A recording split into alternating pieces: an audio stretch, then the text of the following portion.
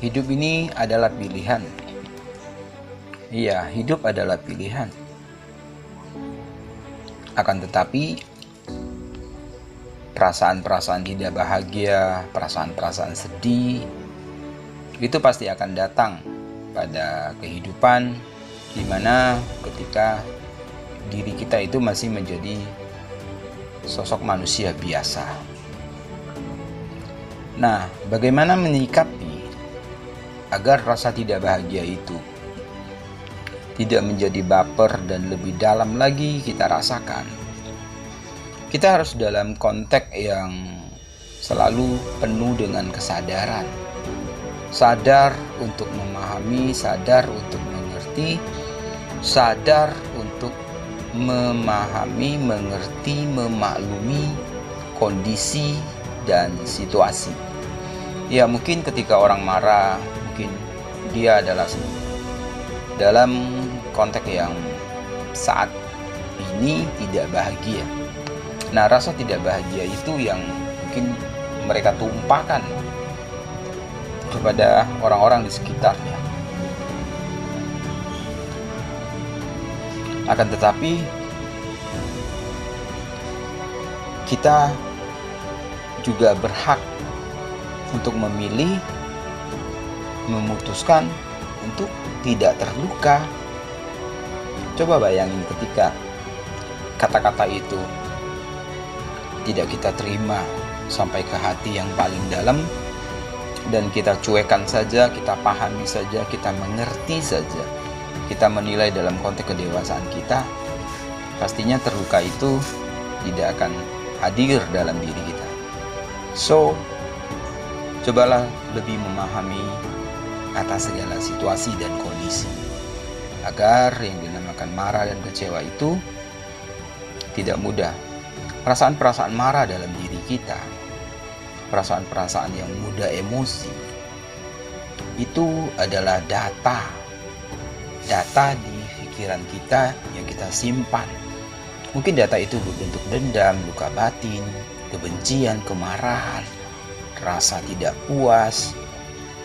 Coba untuk mendamaikan semua emosi negatif yang terekam di alam bawah sadar kita dengan rajin mengerti, memahami, memaklumi, memaafkan. Dan pastinya kita harus berdamai dulu pada diri kita, memaafkan diri kita, menghargai diri kita. Hidup itu adalah pilihan. Nah, cobalah untuk dewasa lagi dalam mensikapi segala situasi, kondisi, dan copot kacamata hitammu ketika semua orang engkau pandang hitam, ketika semua orang engkau pandang jahat, semua orang engkau pandang dia egois, maka vibrasi itu akan dominan kita rasakan. Tidak perlu capek mengubah orang, ubah dulu dalam hatimu, dalam pikiranmu, maka orang-orang di sekitar Anda akan semakin membaik.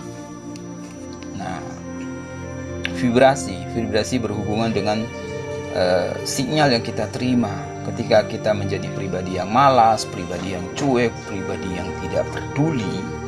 Khawatirnya orang juga tidak akan peduli, tidak akan mengingat kita ketika ada rencana, ada uang, ada rezeki.